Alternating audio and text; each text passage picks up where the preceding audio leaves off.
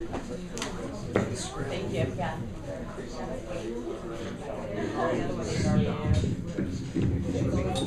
Okay, mighty companions. Yeah. Mighty companions. Are there any mighty companions in the house? Yes. Let's take a breath now. Bring all of our energy into this spot and focus on how grateful we are to have each other. How grateful we are to have this place that we can come together and focus on the things that are truly make a difference in our lives. Let's get together and focus on the things that are truly make a difference in our lives. The truth in each other.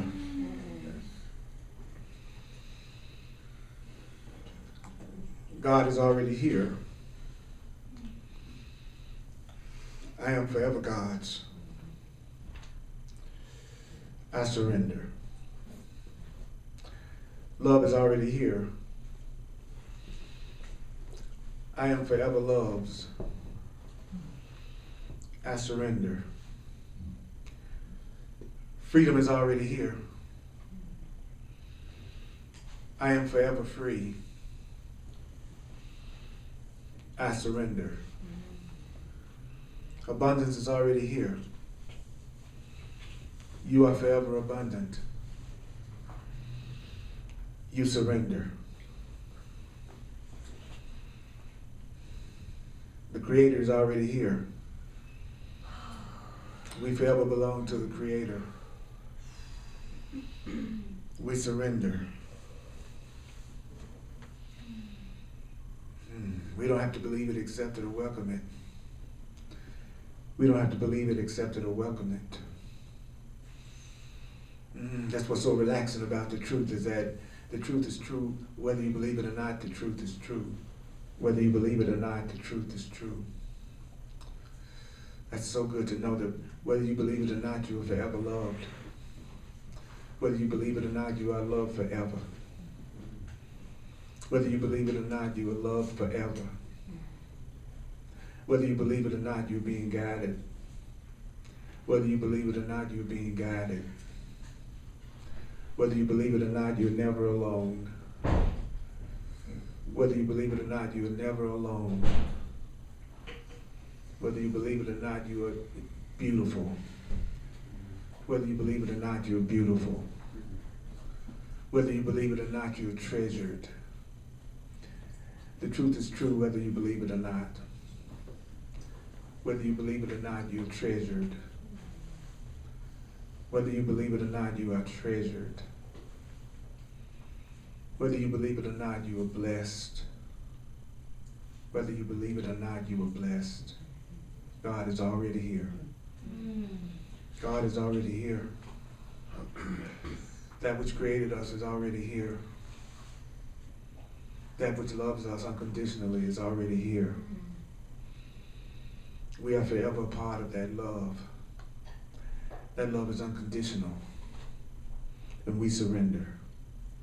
We surrender to that love. We surrender to that love.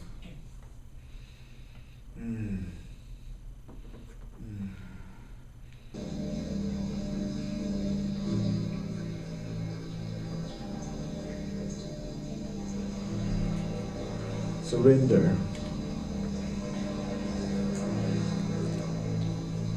Surrender. Surrender to the love that never fails. Surrender to the love that never fails. Surrender to the love that you can always count on. Surrender to the love that you can always count on. Surrender to the love that you can always count on. God is already here. You are forever God's. You surrender. You surrender to the infinite intelligence. You surrender to the infinite love that is greater than yourself. It doesn't matter what you call it. It doesn't matter what you call it. Surrender to the love. Surrender to the love. can't give what you do not have. You cannot give what you do not have. You cannot give what you do not have. But you have love. You are full of love. You are love. You are full of love. You are free. You are free. You are free. You are already free. You are free. You are already free. You are free. You are already free. You are free. You are already free. You are free. You are already free. You are blessed. You are already blessed. You are blessed. You are already blessed. You are blessed. You are already blessed. You are blessed. You are already blessed. You are blessed. You are already blessed. You are sustained by the love of God. You are sustained by the love of God. You are sustained by the love of God. You are sustained by the love of God. You are sustained by the love of the universe. You are sustained by the love of the universe.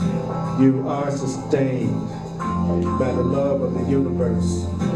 You are sustained by the love of God. You are sustained by the love of God. You are sustained by the love of God. You are sustained. You are sustained. You are sustained by the love of God. You are not alone. You are loved. You are innocent. You are beautiful. You are blessed.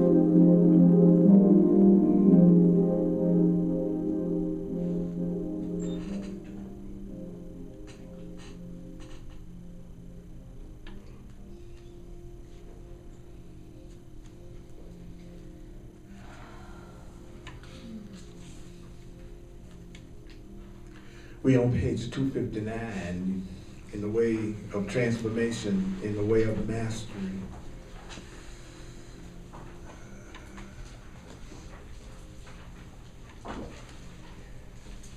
Part 2, chapter 21, lesson 21. Lesson 21.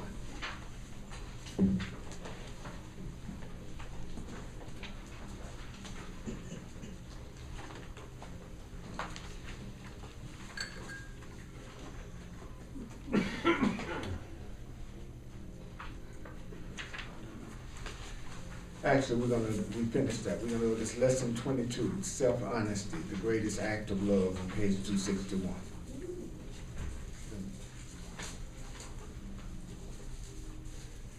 Now, this chapter is a chapter that we're gonna have to forgive this chapter. The reason why we're gonna have to forgive this chapter is that I'm afraid it's gonna let us off the hook even more. It's gonna, yeah, so I just want to warn you ahead of time. This chapter is dangerous to your guilt and sadness. Okay? Beloved and holy friends, we come forth with but one purpose, to join with the mind of the Holy Son of God. For surely the innocent mind of love is what you are. The Son means mind and creation, and God is love. It says we come forth to join with that mind that was there in the beginning, before the oceans and the seas arose, before the universe arose, before even the thought of space and time arose. So we're coming forth then to join with that mind of the Holy Son of God, which is the innocent mind of love, that has remained in perfect union as the sonship, in perfect union with its creator, in perfect union with reality, and in perfect union with love. Okay, so we're here tonight to join with the part of our mind that's in perfect union with each other, that's in perfect union with that which created us, and in perfect union with reality, and with perfect union with love. We're here tonight to join with the part of us that's in perfect union with each other, in perfect union with our Creator, in perfect union with reality, and in perfect union with love. Though we have said it unto you many times, we ask you to truly take pause and to consider this one statement. We come forth to join with you, not from a place above you or beyond you, but a place in which you already dwell eternally. No perception, no appearance can change the truth that's true always. Even in this moment, as you listen to these words, can you feel these words? Can you feel these words? Can you accept these words? Can you accept the truth of these words?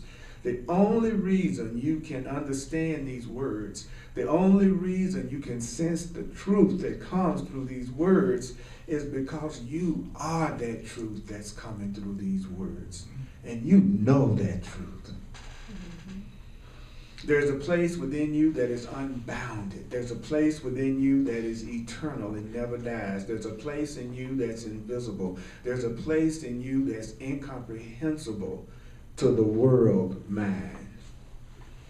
There's a place in you that's incomprehensible to the senses of the body. That means there's a place in you that you can't even see with the physical senses, but perfectly and even simply comprehensible to the silence in which your soul dwells.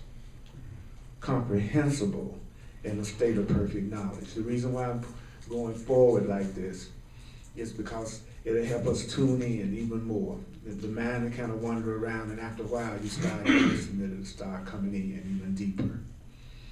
All teaching, regardless of the form, and there are many forms of the universal curriculum, but every curriculum has just one goal. Every true spiritual teaching that you study has but one specific goal: to nudge the mind of the dreamer beyond his or her dream, to return that mind to a state of perfect knowledge that some would call enlightenment.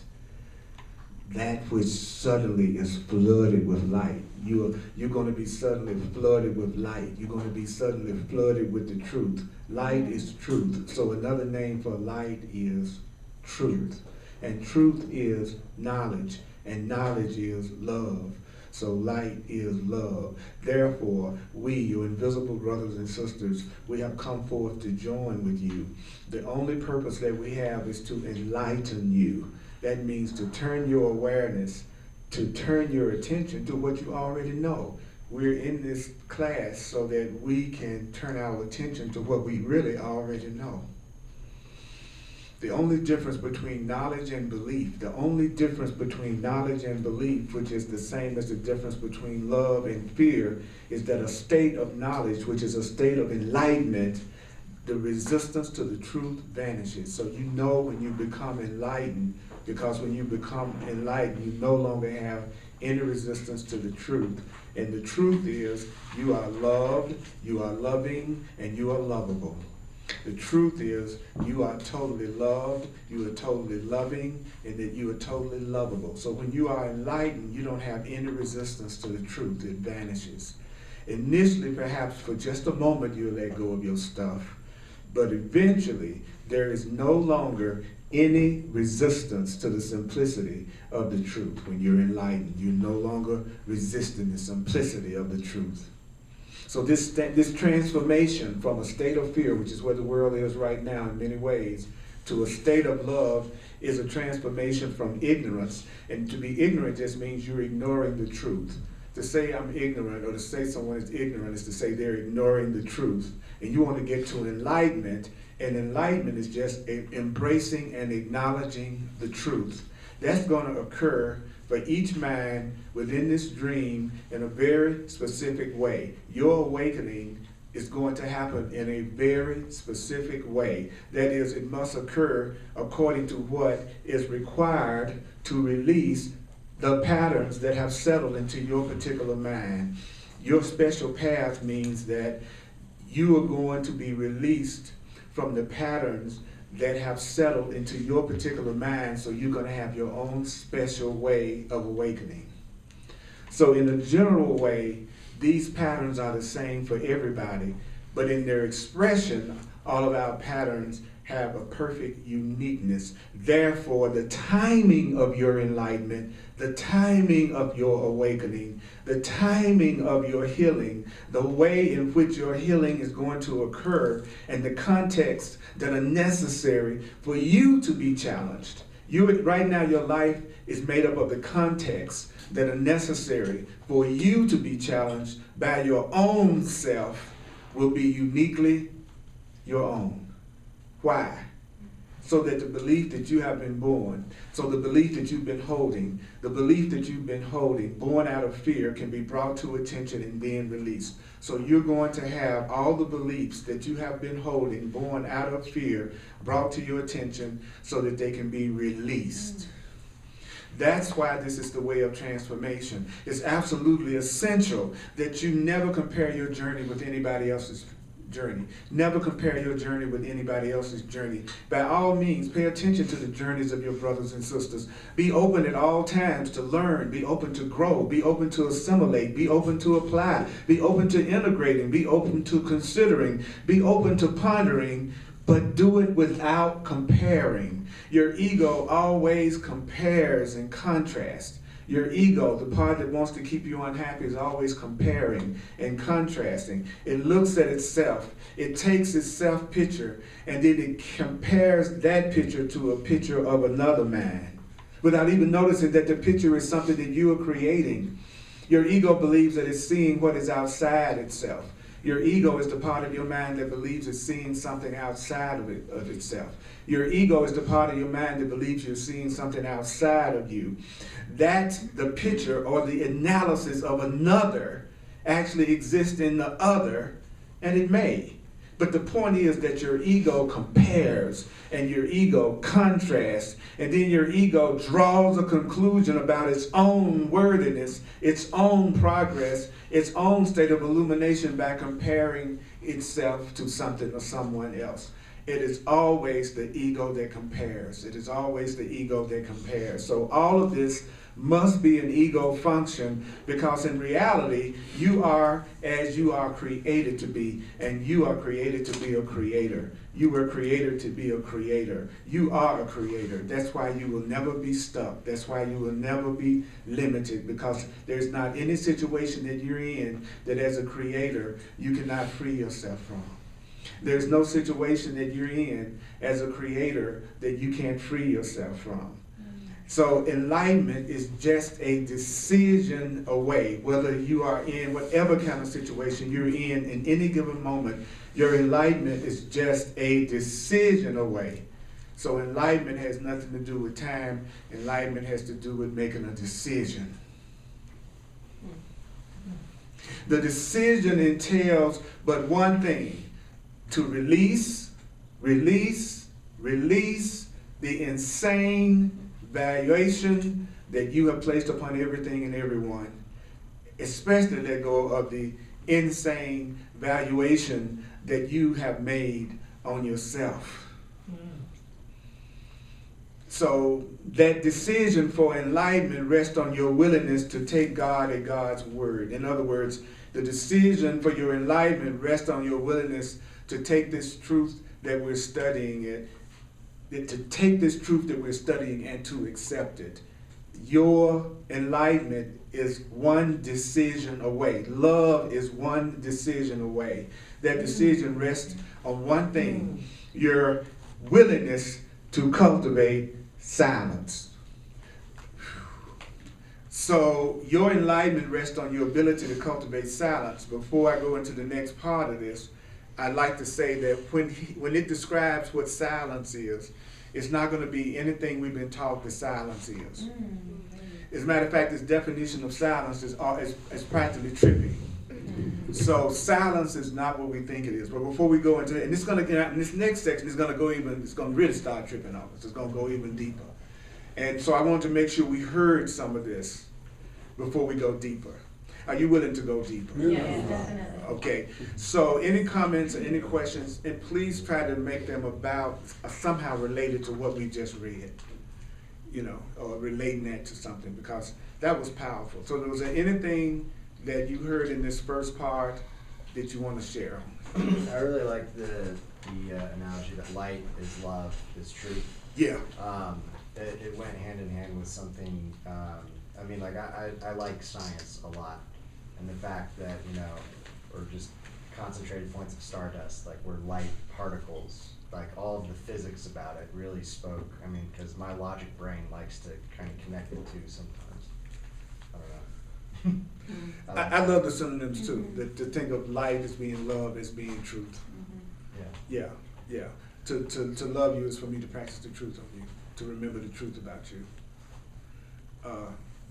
So I light you up, and you light me up. Yeah. I was immediately struck by this statement. Initially, perhaps for just a moment, but eventually there is no longer any resistance to the simplicity of the truth. And this theme has been coming up a lot for me this last week about the simplicity of truth. That if it is complex, it is most probably not truth. The Course in Miracles calls complexity a smoke screen that has the simplicity of the truth. I love that. That the ego is another term for complexity. Fear is another term for complexity. Yeah. That's what's so hard. He says in, how do you put it? Simplicity is very difficult for twisted minds. That's a quote from the Course. Simplicity is very difficult. The more twisted and complicated your thinking is, the harder it is to hear the simple truth. Thank you. So I love that part at the beginning. That is so simplistic, that love is already here. I am forever love. Yeah. I surrender. Yeah. God is already here. It's just like, that is like so simple and so logical, and it just feel that. That's why I repeat stuff over and over again, because it's saying that's how you change your belief system, is through repetition. And sometimes people get a little irritated. It's, well, sometimes people see my videos and say, you just repeat yourself over and over again. And for us to hear the truth over and over again together saves us thousands of years of lessons. The Course says that, you know, every 60 seconds that we spend together focusing on the truth saves us 100 years of challenges. Yeah, I love that. Yeah, so the last thing the complicated ego mind wants us to do is what we're doing right now. Joining together, actually hearing the truth together, and then sharing it with each other. That would do more to solve every problem that you think you have right now than anything you could possibly do in the outer. As a matter of fact, the outer will start to straighten itself up as we focus on this. That's what's so cool about it, even though we may not realize that everything you might be worrying about or wanting to have change or be different, this is the way to allow it to happen. To let, like the Course says, let me be still and listen to the truth. The workbook lesson is not let me be still and analyze the truth. It's let me be still and listen. Let me be still and listen to the truth. Let me be still and listen to the truth.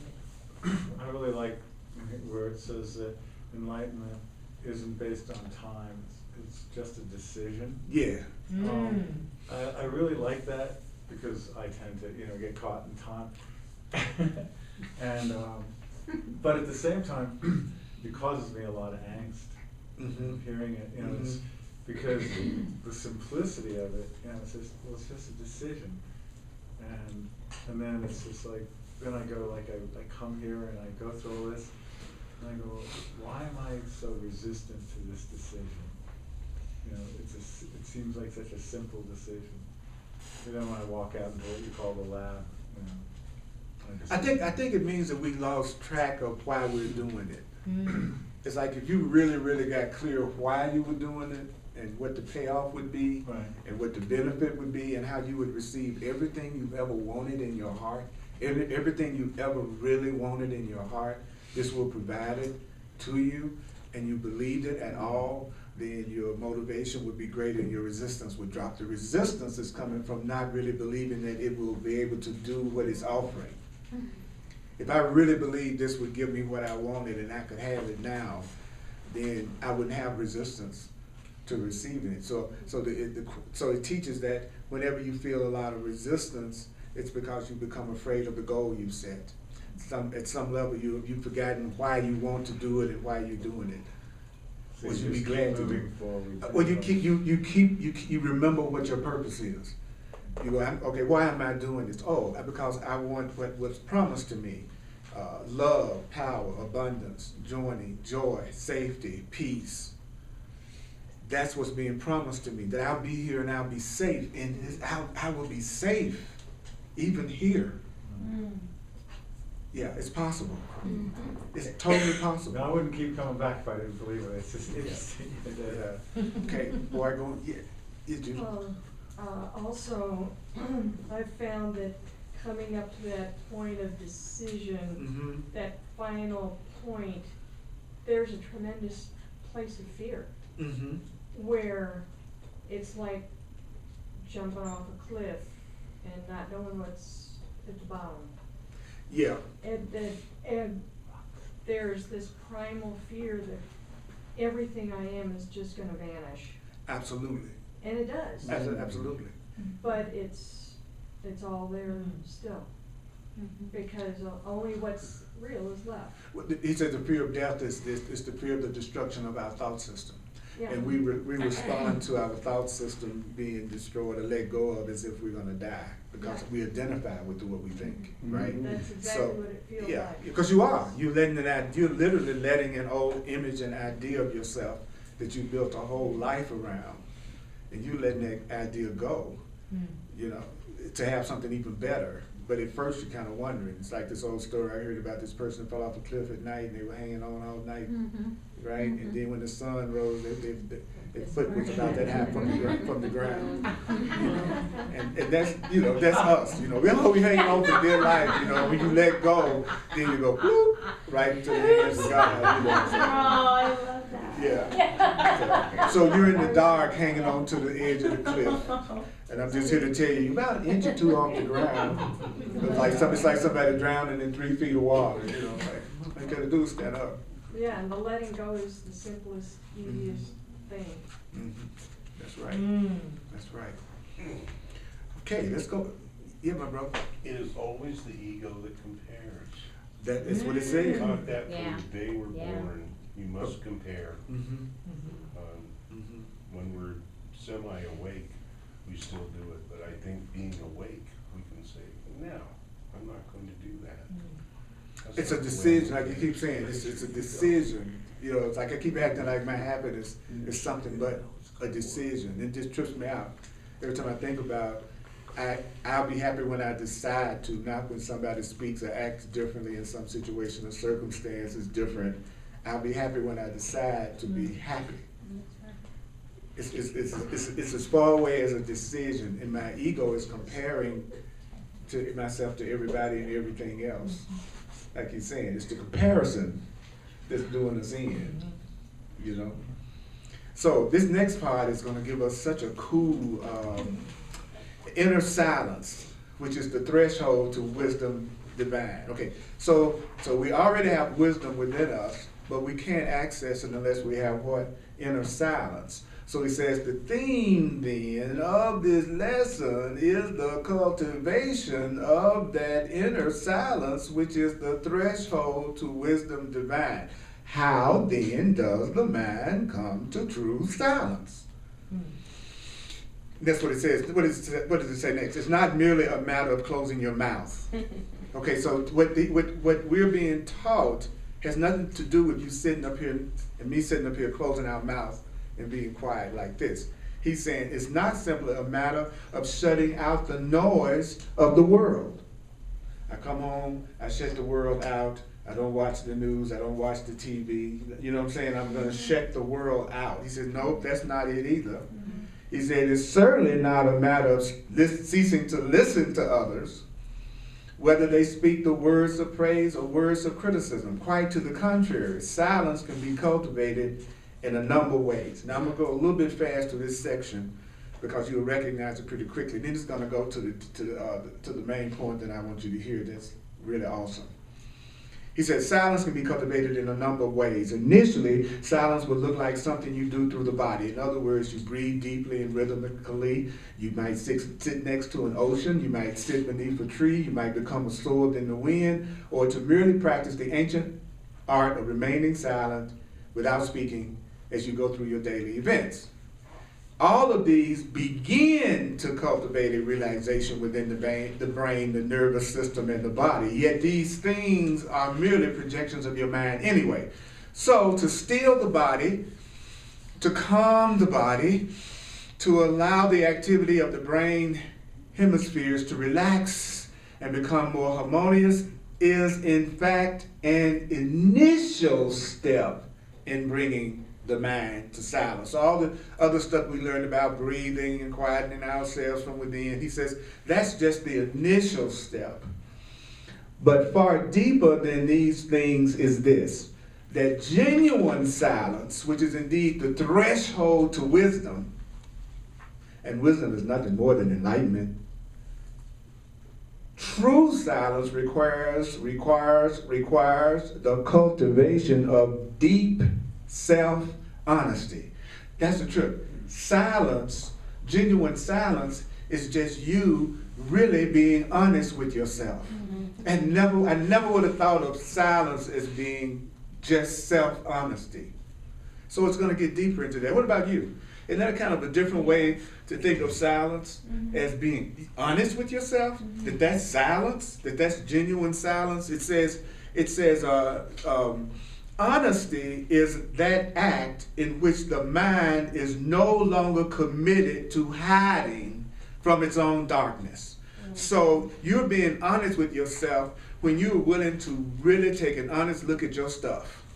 When you're willing to do shadow work.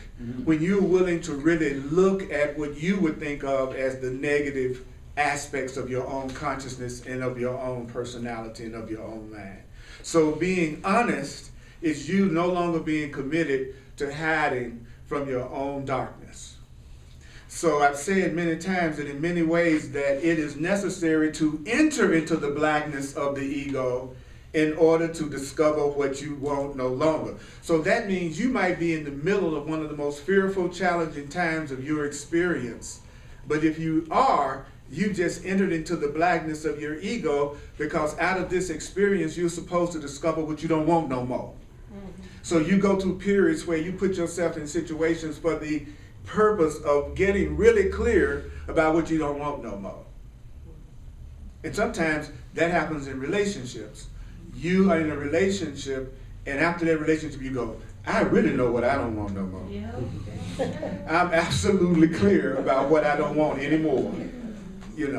And sometimes you are the person that helps the person you're with finally have the kind of person they want, because they get clear about what they want out of your relationship with them, and you get clear about what you want from your relationship with them. And then the next relationship that you allow into your experience could be the perfect one for where you are right now, because you become clearer about what it is you don't want anymore, what you're not going to allow anymore, what you reached your limit about.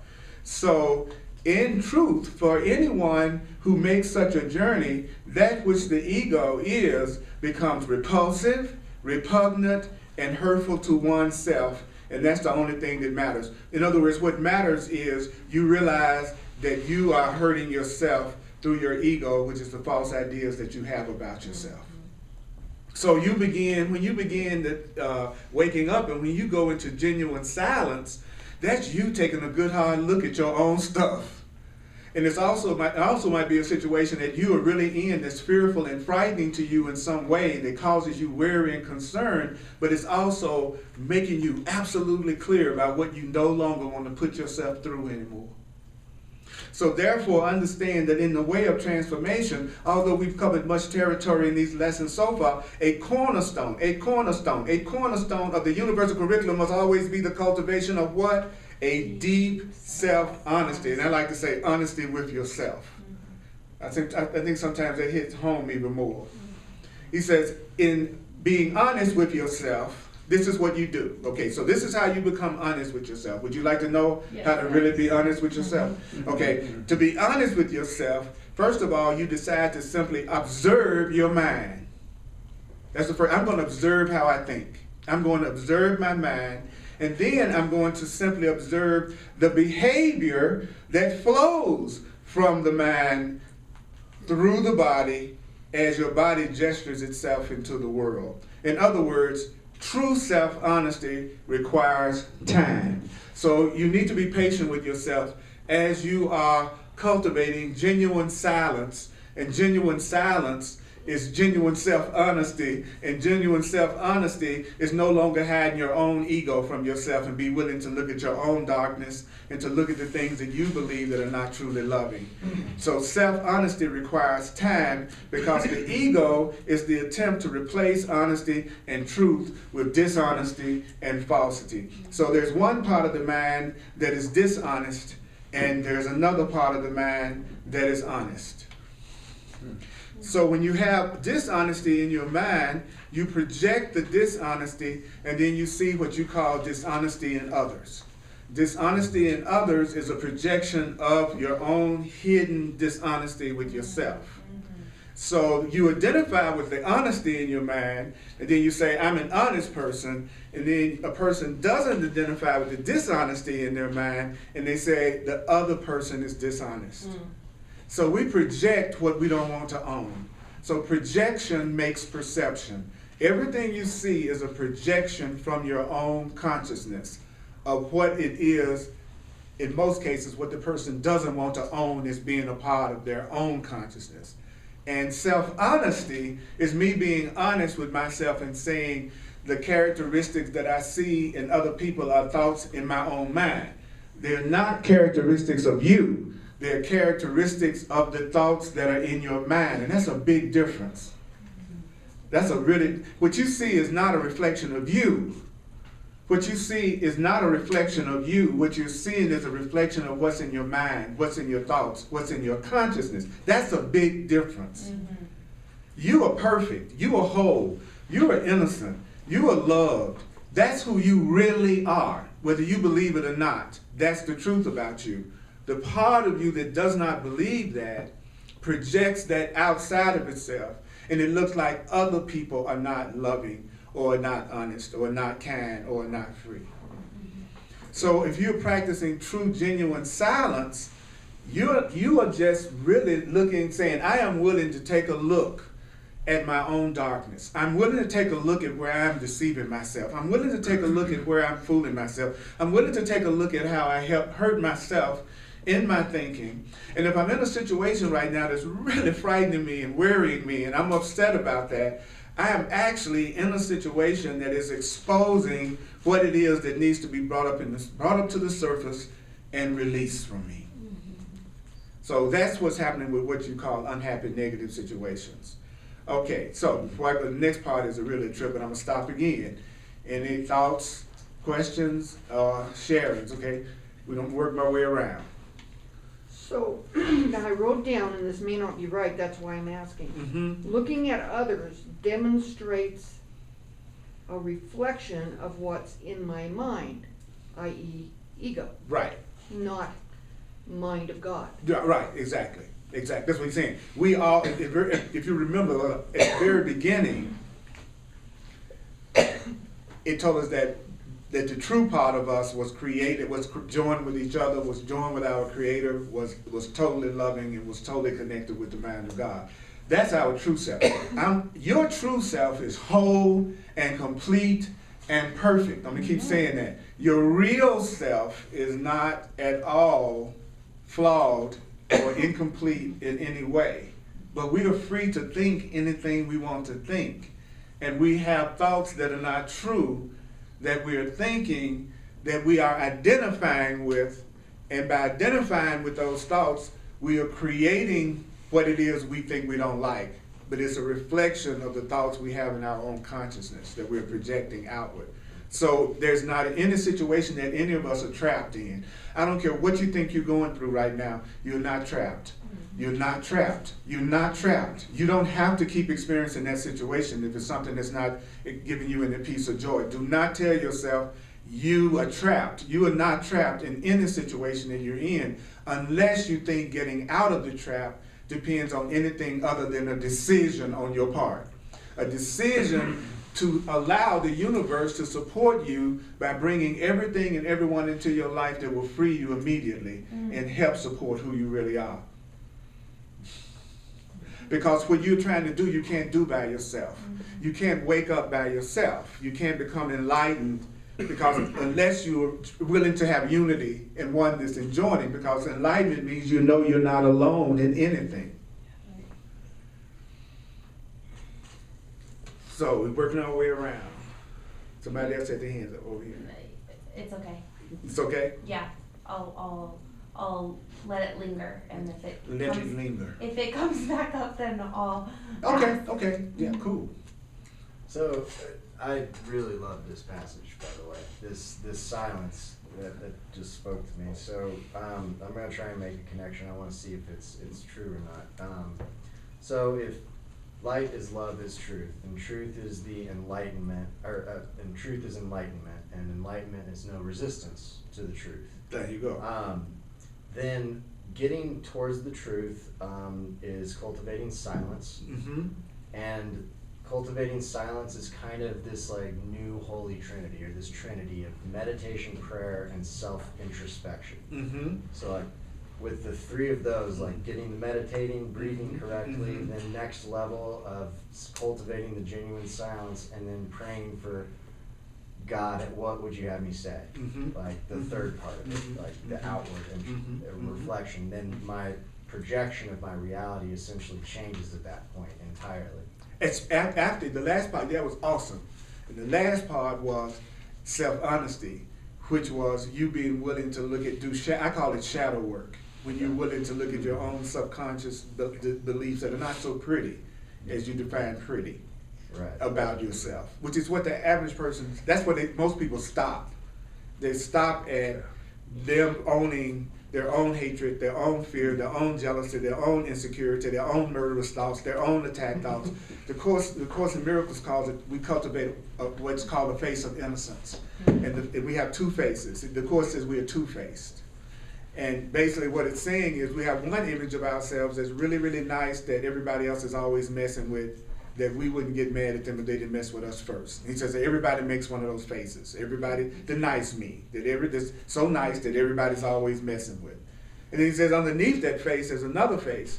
And that face is mad as hell at everything that it thinks has ever happened to it that was an injustice that was caused by somebody else or something else, be it childhood, my parents, whatever. And he said that's the face that's underneath the face of innocence. But we don't want to identify with that part of us that's angry and resentful and hateful and thinks it's separate. So we project that into the people around us, and then we find ourselves seemingly surrounded by people who aren't so loving and aren't so kind and aren't so nice. And we wonder, why are they around us? Because I'm such a nice person, why am I being so misunderstood?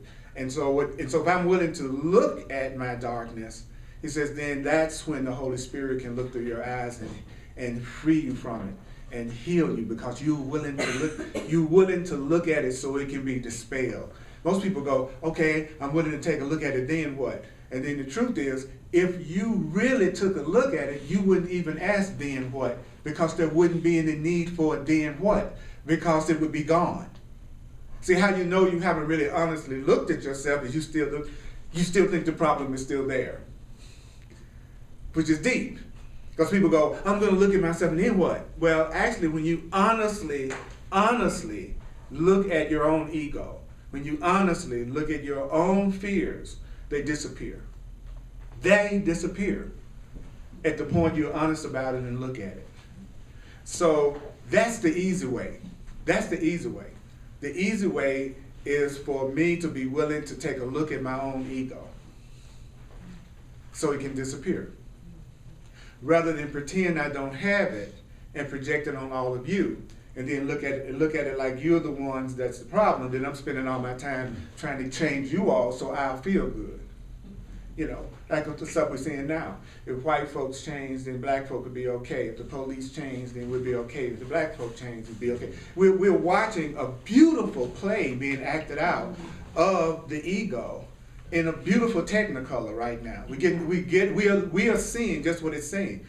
what it is that we're going to say we won't no longer. And there are a lot of people saying that. I don't know when I've heard so many times on TV, on the news, people saying, we got to love each other. We have to love each other. We have to stop this. We have to love each other. We have to love each other. Sure, I don't even hear the other people. The other people really aren't on TV. If you really think about it, for those of you who still watch the news at any level, there's nobody on TV saying, I hate black people, I hate white people, I hate black people. Nobody's saying that. What's on the news is people saying, we have to stop this. We need to talk to each other. We need to love each other. This has reached a limit. We can't keep doing this to each other because what happened in the situation, whether it was the two black men appearing to be killed by the police and they were innocent and were doing nothing to create that the way it appeared, or the policeman standing there appearing to do nothing and was shot, the exact same thing happened in both cases. People who appeared to be innocent looked like they were attacked and killed. And exactly the same thing happened across the board. Mm-hmm. The only difference is the value you put on the people who died. Mm-hmm. That's the only difference. You know, it seems like it's more, so you get more upset about who you value the most. Mm-hmm. So if you value the policeman the most, then that would be what upsets you the most. If you value what you think of the black men who were killed innocently, then that upsets you. But the truth is, the same thing happened across the board. Nothing different happened, which goes to show us how specialness and judgment in comparison. And so what people are doing is saying, okay, we're looking at our own darkness. We're looking at our own subconscious racism. We're looking at our own subconscious fears. We're looking at our own hatred and anger and separation. It's now being shown to us in Technicolor, so that we will see what it is we need to stand for no longer. Yeah. But we need to make a decision that we're not going to support in ourselves any longer. Because if I don't accept it in myself, then I'm one less person you got to worry about. Isn't it speeding up too? That's what I'm saying. Because there's so much truth and so much light coming in right now, it's pushing up everything that's been hidden. All the stuff that people feel, but they're pretending that they don't feel. Mm-hmm. And so we're looking at mass consciousness as just reflecting what's going on in our individual consciousness. We're just seeing this is like the big ego and the big Holy Spirit versus your little ego and then your Holy Spirit. And so the trick is to think what we are seeing is something outside of us, instead of understanding that what we're seeing is a projection of all of our collective consciousness. Period. And so the part of me that wants to think I'm nice, Earl, that only wishes everybody well, no matter what, it doesn't want to hear I have racist thoughts. It doesn't want to hear I have murderous thoughts. It doesn't want to hear that there's a part of me that wants to attack people when they don't act the way that I want them to act.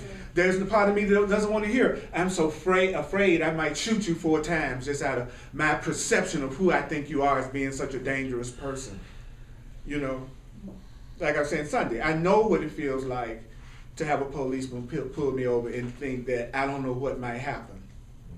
I know what that feels like. You know, so how do I make sure that never happens to me? By reminding myself I have fear just like that officer might have fear. That I have anger just like that officer might have. I have racist thoughts just like they might have racist thoughts, and I have thoughts that are not racist. And I have thoughts that are loving, and I have thoughts that are fearful. You see what I'm saying? For me to be inwardly silent and taking a minute to remember that I am not separate, like the Course says, let me join with this person as they walk up, Earl. Remember that you are the policeman. Remember the policeman is the Holy Spirit. Remember that is your brother. Remember that there's just one of you here. This person that's walking up to the car is not separate from you and is not your enemy. You can make the decision that you want God to already be here, and you can surrender to that idea even as the person walks up to the car. And then you end up maybe being with Officer Friendly, which is what I experienced, was Officer Friendly. I could not have had a more respectful encounter with a policeman than I had after I decided to own my own racist thoughts. But the average person won't do that because their sense of feeling good is based on thinking they're nice and everybody else got the problem.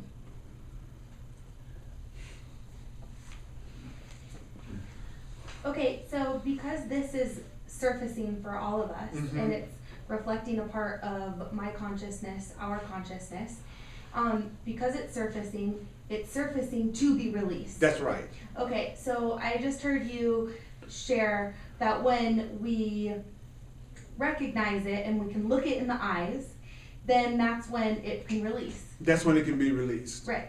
So when does that happen? As soon as you do it. Okay. See, right now, I realize today that I'm now ready to begin to do the course. It may sound weird to say. I realize today that now I am ready to actually practice the ideas. What I realized was that I hadn't been practicing the ideas. What I had been doing was increasing my willingness to practice the ideas. That all of my studying, my reading, my teaching, my coming to classes, all of that was only one thing: increasing my willingness to practice the ideas. Because I noticed, I just took one idea that I've been working on for the last 5 months, and I've watched it completely transform all of my relationships. And it's that one you've heard me say many times, where the Course says that, the ego always tells you, if this were different, I'd be happy. That if someone spoke or acted or behaved differently, I'd be happy. If some situation or circumstance were different, he said the Course teaches that that's the main idea that keeps us from being joyful and having fun and enjoying our life. Is in any situation we're wishing we were somewhere else, or we were wishing something was different about it, other than what's happening. So this boy started to say to me every time I started to feel unhappy about anything, "Oh, if this were different, you'd be happy, huh?" That's what it said. Oh, if this were different. So what that does is it immediately makes you not hold what's outside of you responsible for how you're feeling. And he says in here that an enlightened mind is a mind that knows that nothing that the world thinks or believes has to have any effect on you. That you'll be enlightened at the time you're truly enlightened, when no one's opinion of you matters to you one bit. That's when you're enlightened. When you know that nothing you see has power over the way you feel. That's when you're enlightened. And so the more I say my happiness isn't dependent on how you respond, then the less grievances I'm going to have towards you, because I'm not holding you responsible for how I'm feeling. And just that one idea, I've been watching all of my relationships transform for the better, and that was a totally internal process. And so that's what you're saying. At the point you really honestly do that self-introspection, and you're not, and he's going to talk about that. So that's one of the reasons I want to go further, because he's going to get into how you do this process, which is beautiful. Great. Okay, and yeah. So I had a couple of things. One, I was thinking that like these people who are getting killed and being killed, or whatever, that whole thing, they're sort of like accelerators to the rest of our consciousness in a way, because they're just pushing us into saying we can't do this anymore. The more metaphysical, mystical teachings gives a lot of explanations for the reasons for transition. Right. And one of the ones that I like is that a soul has already decided it's going to leave anyway. Right. So it leaves in such a way that it reveals something that would be helpful for us that's left behind. So I'm going to go anyway, but if I go through what appears to be being shot by a sniper, you all are going to now take a good hard look at racial issues and these issues. I could have just went to sleep at night and never woke up, but I'm a soul that's decided to go to the next level, and I'm going to make a statement when I leave. Now, how does that feel compared to thinking that their death was completely pointless? Notice that whether that's true or not, because you can't prove it, but it feels better, even about a situation that's challenging like that. I'd much rather believe that their transition serves some greater purpose that's beneficial to all of us and to them, than to think that it was just a pointless occurrence that served no purpose. And that's how you can tell the truth from something that's not true, according to this, is that if you're going toward a feeling of joy and comfort and peace and a lightening, then you're moving toward the truth of whatever it is you're dealing with. So that makes me feel lighter than the other way of looking at it. So I know by definition that's more toward the truth, which is that everything is serving some greater benefit, whether we know it or not. Who's to say we're supposed to understand everything anyway? That's our ego, to think we have to understand everything. We don't have to understand why that happened, but we do need to make the decision to love. And how am I going to do that? I'm going to look at every part of me that's unloving that I need to shine a light on. That's what I'm going to do. And if I do that, the promise is it will disappear. And then I'll start to see my world shift in front of my face. But that's the kind of thing that you don't know until you do it. So you can analyze it all night, and you can wonder about it all night. But until you actually do it, you won't see that it works. But when you see that it works, he says that, how you put it, he says experience is really what creates a belief. Yeah. Even though it seems like it's the other way around. If you have the experience of something, you believe it. That's why sometimes people who've lost fortunes can build another one. Because they believe that they have the capacity to create wealth because they had the experience of doing it. So it's your experiences that really create your beliefs. And so we could give each other the experience of love, the experience of joining, the experience of peace, the experience of having open minds with each other, having joy with each other. And we do that a lot after the class is over. So you walk away with the experience of joining, and then now you're convinced at some level that you can attract loving people that join with you. Why? Because you had the experience. So we can give each other experiences that change our minds. And it doesn't have to be an intellectual thing anymore, because we can have the experience of true communication and true love and true joining, which is, awesome. I also want to say, today I went through something like, we were talking here, is I went out and we were planting new grass at our condo, and somebody had thrown mothballs out. So I said to the person, I said, that's really, dangerous for the dogs. And she said, we want to keep dogs off our lawn, and they smell it, but it's not dangerous for them. Ace Hardware told me. So I went up and I did this whole research and came down, and I was going to prove to her that, that I was right, that it was dangerous for the dogs, because I read all this stuff. And then I thought, no, I'm not going to do that. I don't need to prove myself right. And I went down and I picked up all the mothballs, and then I guess I'm fairly allergic to them or whatever, but I ended up getting really sick. And I realized that I had created this sickness for myself because I had studied how they make you sick. I had Thank seen you. this whole thing, and then I got high on my high horse and said, "Well, I'm little not going to prove judgment. I'm right, and I'm not going to tell her." And then I just went back upstairs, and all of a sudden my eyes started burning. I couldn't breathe, and I was, I went, "Wow, look what you just did to yourself." Wow.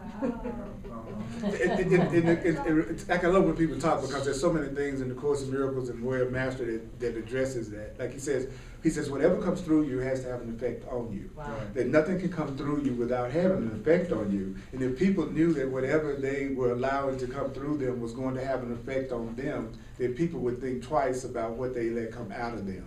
Yeah. You know what I'm saying? Like you said, you had some judgment, you had some belief that it was dangerous. So you gave yourself what you thought you were trying to prevent others from having. Right. But you know what's cool about that? That works also for loving things. Right. That works just as much when you're being loving and you're being caring. That also is going to have an effect on you and then be reflected. Well, that's what I find so cool about here, because you get to experience that, whereas in what you call the lab, there's just so much. And gratitude is the Course says that something that you're not grateful for is a request for it to leave. So let's say you're here but you're not appreciating it. Then that's your request for this class to be no more, or for these type of people to be in your experience no more. If you're here wishing you were somewhere else, you are completely ruled by your ego in that moment, because it's keeping you from being grateful for what you have right in front of you. And so that's a way of saying, I don't want it, I don't want it, I don't want it. And then it leaves, and then you go, why did you leave me? They say, well, you didn't appreciate me. I was with you, but you never really appreciated me. And your not appreciating me is a request that I go. And so since not most people, but many unhappy people just complain all the time, they don't realize that there's a lack of gratitude. And so they're actually asking everything around them to go I'm not appreciating you. Go. Go. So that's why you hear me say it sincerely over and over again. I appreciate you. I appreciate you coming here. I appreciate you wanting to join with the truth and own the truth with me. I appreciate you. And I'm not going to always do it right. And I'm going to make mistakes. And I have an ego just like you have an ego. And I do dumb stuff just like you do dumb stuff sometimes. The only difference, if there's any difference at all, is that I'm more willing to go to this and use it as a way to get me out of it rather than debate whether or not it really works or whether it's valuable enough. Is that what I should do? That's the only difference. So I'm grateful for you. And I'm going to say it over and over again because I know that gratitude is what produces more love. Not always complaining and never being happy wherever you are or whatever you're doing. That's saying go away. Go away. Go away. Go away. Go away. So he's saying, now, this is a great question. He says, imagine for a moment that you are fully enlightened right now. I like living in a state. You are living in a state of perfect freedom and peace. Imagine that you are one with God.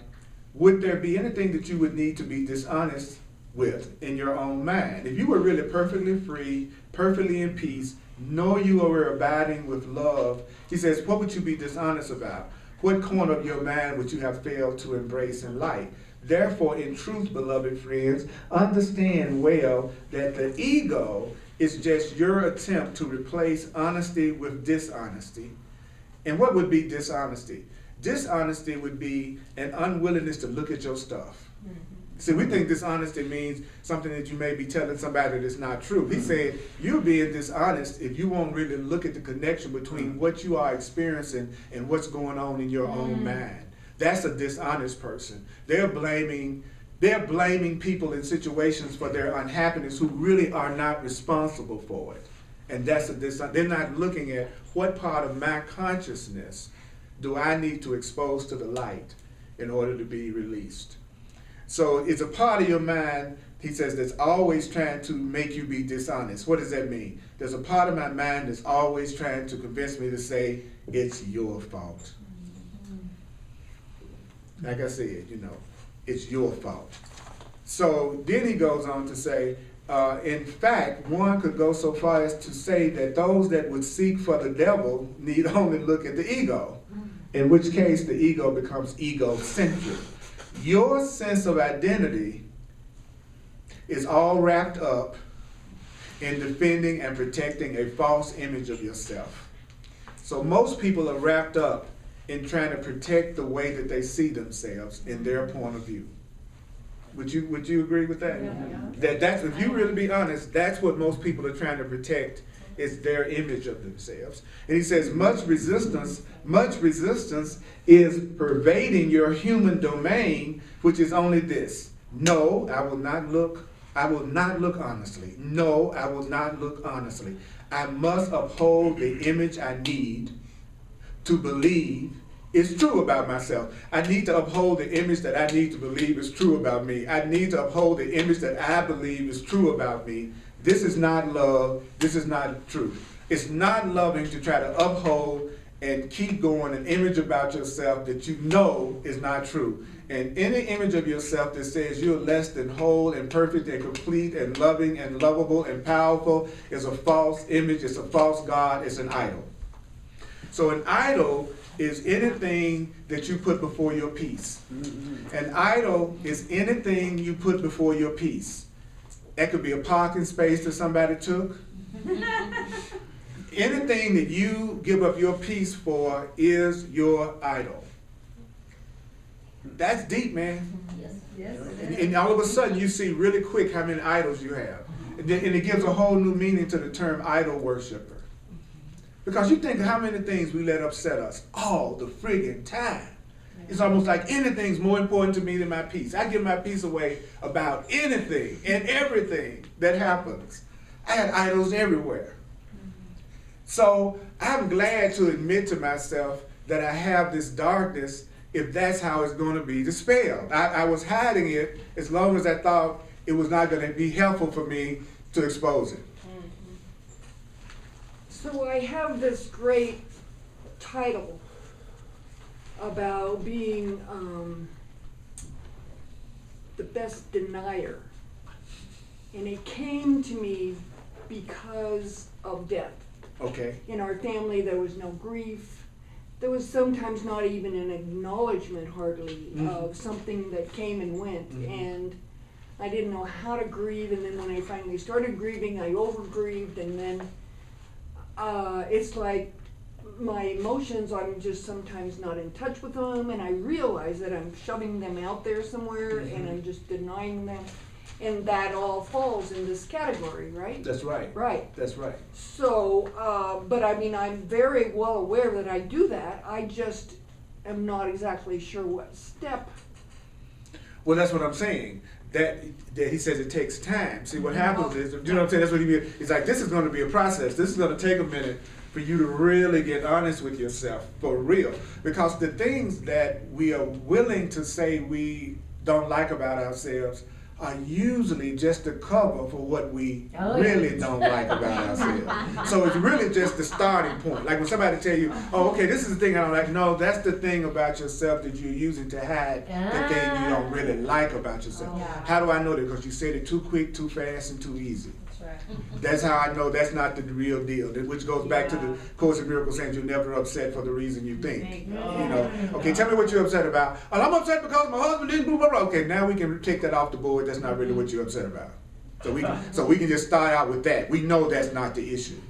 So whatever you tell me your first belief that your issue is, that's what's not your real issue. That's the issue you feel comfortable saying is the issue. But the real deal is what's underneath that, and ultimately you're going to find what's underneath that is your sense of separation from God. In the end, when you get through with all of it, you're going to realize you hate your Creator, don't think your Creator exists, or you think your Creator asks for sacrifice, or you think that your Creator punishes. It's a fear of your Creator and your connection with your Creator that's underneath every pain, every fear, every unhappiness that you have. That's what you're going to ultimately see, but you're going to work through it. Through being honest with yourself about what you're going through. So I'm gonna complete this on an exercise. That's really a powerful exercise. This is an awesome exercise. Okay, so let's do the financial expression of appreciation. Let's take care of that part, and then we'll finish up on this awesome exercise. Okay, let's do that. I really want to thank you for sharing with me. Thank you, those of you online, for sharing with me. Just go to my website, earlpurdy.com, if you'd like to also share out of a sense of appreciation in a way that would be most helpful and appreciated. And also I'm available for one-on-one sessions, and really, really want to have some people who want to work with me as a mentor, who actually want to study with me and work with me with this material. So if you go to my website, it also talks about that also. Because I'm getting a lot of communication from people who want to go deeper.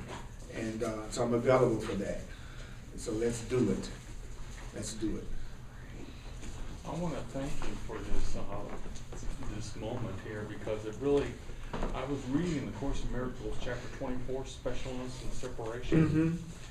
That really brought clear what we've discussed. Brought a lot of things that they were discussing in that chapter clear to me. And one of the things is you get so upset, or I get so upset over little things.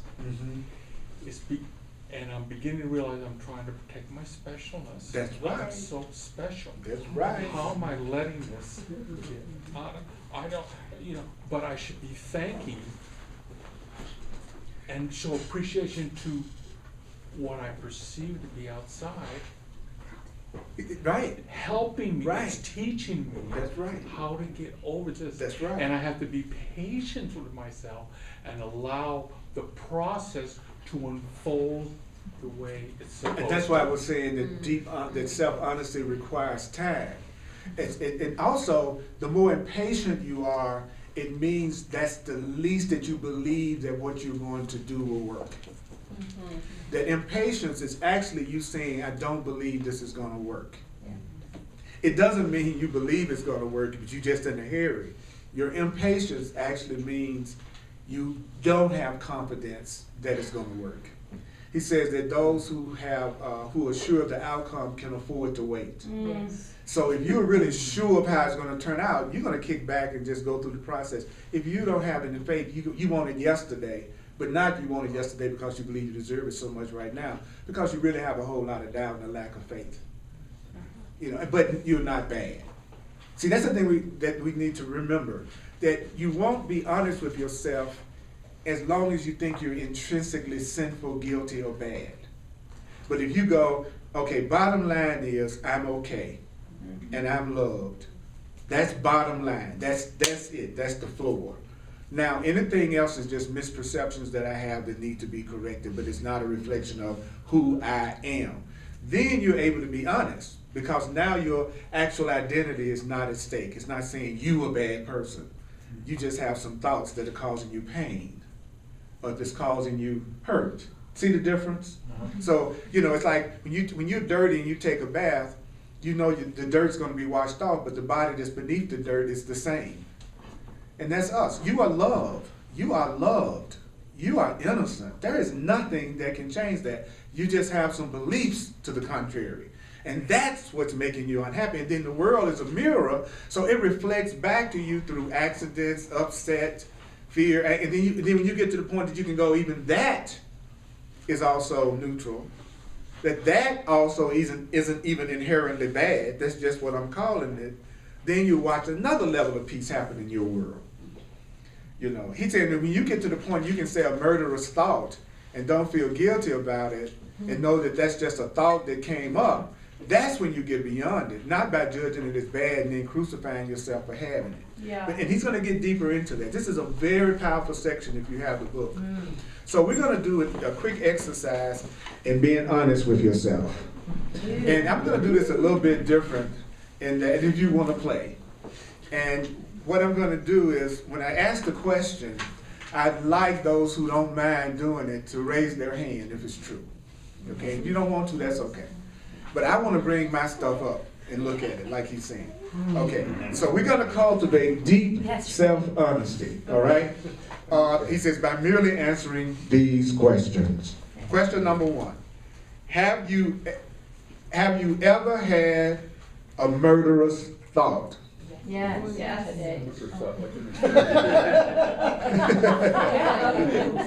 All right. And if you look around the room, there pretty much everybody raised their hand. Okay. And then we also know that whoever didn't, they also have had murderous thoughts too. Okay. Now, you don't have to raise your hand. We know the truth. Okay. Okay. I love this next one. Have you ever manipulated another mind in order to try to gain what you believe you needed? Have you ever tried to manipulate? Look around the room. And your innocence is in looking around and seeing you are not alone. Out there, hey, you over there in the kitchen. Raise your hand. You over there on the toilet. Raise your hand. Okay. All right. Have you ever withdrawn love for the subtle reason of causing hurt or trying to cause hurt to another? Have you ever withheld so that you can kind of hurt somebody? You know, yeah, see, I'm going to hold my love back. See how you are? I'm not going to give you what you want. Yes, yes, yes. The further we go in this, the more we know we need not get each other's phone numbers, don't we?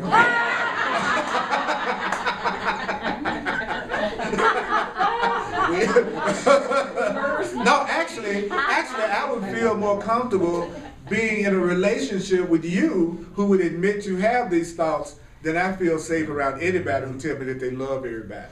When I'm around those people that say they love everybody no matter what, it's like, oh Lord, it's one of them. You know, I'm kind of scared of those people because they will say they're that way and then point out all the people and situations in their life that they wish were different or that they're not happy with. Which means that, again, they're looking at their own darkness, but they don't know it. So you know if they're going to project on everybody else, what do you think they're going to do with you? Yeah. They're going to do the same thing to you. Your specialist tells you they're not going to do it because they're enamored with you right now because temporarily they think you're going to be the one that makes them happy.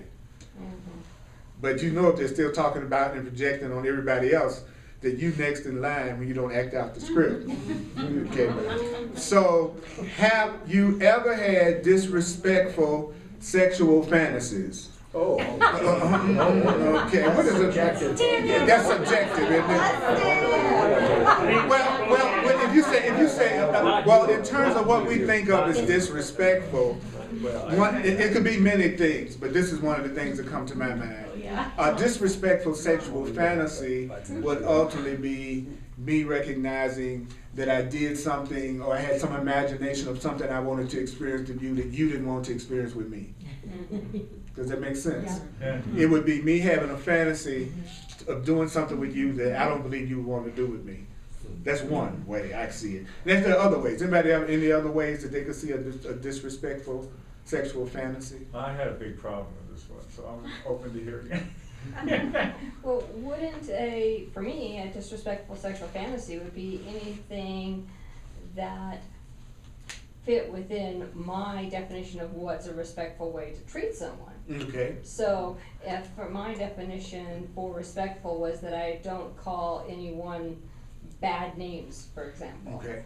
then my disrespectful sexual fantasy would be calling someone names because it's based on my definition of respect. Okay. Okay. Cool. That's what I said. It's not a wrong answer. I'm just curious as to what each of you would think of as a disrespectful. What, Patrick? What would you think of as a disrespectful sexual fantasy? Since you were being so, yeah. Well, I'm not thinking about that floofy stuff. I'm thinking about art. Okay. Right. Like that. Okay. So how? Okay. What would be a disrespectful sexual fantasy? The tongue thing really brings it home to me. Okay. What would be? What would be a disrespectful? Today, I saw some luscious woman, walking down the mall with these little tight skirts. I'm just thinking, wow, I just wish I could just, jump on like the old days. Yeah. Okay. Okay. So what? Okay. So what's cool about that is, what do you consider to be disrespectful about that fantasy? I don't think she'd let me. There you go. Looping back to what I was saying earlier. Yeah. In a sense, rape is a disrespectful sexual fantasy. Yeah. That's what rape is. It's a disrespectful. I got a sexual desire for you. That I'm fantasizing about, that I don't respect your wishes, I don't respect your desires, I don't respect, you know what I'm saying? So I've had disrespectful sexual fantasies in the sense that I've had fantasies that I don't always know if that would be something that the other person would be a yes about. Okay? Could it be anything that brings up guilt in me? It would definitely be something that brought up guilt. Yeah. Okay, have you ever hated the world? There's a lot of that going on around right now, okay? All right? Here's a good one. Have you ever despised yourself? Yeah. Oh, that's one of my favorites. Oh my God, good one. Okay, see, now notice, don't you feel more innocent at some level if you feel like everybody else has also experienced the same thing? Whenever we see ourselves as the same, that's where our innocence is located. The guilt is located in thinking that we are doing something all by ourselves that nobody else has ever thought of or done. So, and last but surely not least, for in truth, if you would consider it, all of these questions emanate out of this one. Have you ever hated God? Have you ever hated the idea of God, something about God, feared something around God, had any kind of resistance around that whole idea? I run into that more than any single issue as a teacher of spiritual awareness. Most of the people I meet have God issues to the point that they don't even want to say the word because there's so much programming around that word. You certainly better not say the word Jesus. You can say Buddha, you can say Lakshmi. You can say anything, but don't say Jesus. Yeah, it's like every other spiritual teacher can be respected, and everybody's cool about it. But as a teacher, because of what many of us learn, the whole idea of Jesus brings up all kinds of stuff, which means that is another example of the darkness that I need to look at in order to be free. Rather than avoid that issue, I need to take a look at that issue. And so it says, in perfect self-honesty, the answer to each of those questions can only be yes. So he said, if you're really being honest, you should have said yes to every one of those, right? And it says, the honest man, I love this, the honest man looks upon all that has arisen within the man, but how? Without judgment. Yes, I hate my mama thought. Yeah, I'm angry at my kid thought. Yeah, I have this. And he says, but when you're really being honest, you just look at it, but you don't judge yourself for the thought. So he says, for there can be no honesty where there is judgment. Think well upon the questions that we've asked you, then simply take, notice that we're getting steps that we're actually being told exactly like that question earlier. How do I do this? This is what all of this is, right? And then it says, he says, think well upon the questions that we've asked you.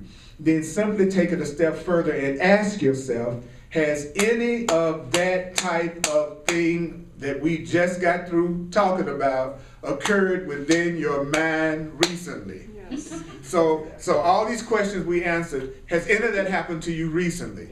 Then he says, notice what happens now. Pay attention to your mind, pay attention to your body, pay attention to your breath. What occurs as you begin to get closer to the truth? Do you notice a little bit of restlessness, that your mind is becoming more active with chatter? Then decide for silence. Decide for peace. Now this next sentence, and I'm going to end on this sentence, but I want you to think about how deep this sentence is, because it's like, almost like a mind trick. So listen to this. It says, healing occurs to the depth and degree that the mind is willing to embrace what occurs within healing. So let me give you an example of what that says. It's talking about, we're saying we want to be healed and that we want to be happy. He says that will happen to the degree that you're willing to embrace what will happen to you when you are healed and when you are happy. See, we're thinking, I want to be healed, I want to be happy, I want to be more loving. He's saying that's going to happen only as fast as you are willing to embrace what would happen if you really changed your mind. How much are you willing to embrace the love that would really happen? How willing are you to have the abundance? How willing are you to embrace the abundance and the love and the joy? In other words, how willing are you to have the life that you would have to be willing to have if you were willing to be happy? Because if you really change your mind, it's going to create a different life for you. And we're being asked, are you willing to embrace the new life that you would have if you actually practice this? Are you willing to embrace what occurs within healing? Are we willing to embrace, well, what happens within healing? You look at your darkness and the stuff comes up in you and you don't judge yourself for having it. You know, you eventually are in an experience where there is no fear, no guilt, no anger, and no separation. Are you really willing to handle that? Really? Being completely loved and safe and peaceful? Completely? Having everything you want in your heart, which is your true connection with light and love and God and truth? He says, to the degree that you're willing to embrace what would happen to you if you were healed, that's how fast it'll happen. So let's acknowledge us for listening to this. All right.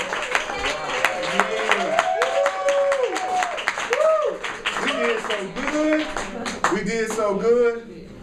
All right. Y'all were so honest in those questions, so that means you were very silent. You were very silent. Hugs are available. I love you. Sunday, Course in Miracles at 1 o'clock. Sign up for the contact list if you haven't, so you can get a copy of the video of this class.